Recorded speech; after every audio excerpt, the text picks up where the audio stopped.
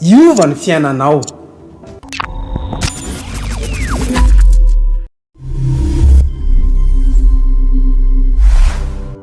Ny tena tiako miaraka amin'Andriamanitra dia ny fiainanao dia afaka hiova ao anatin'ny iray segondra.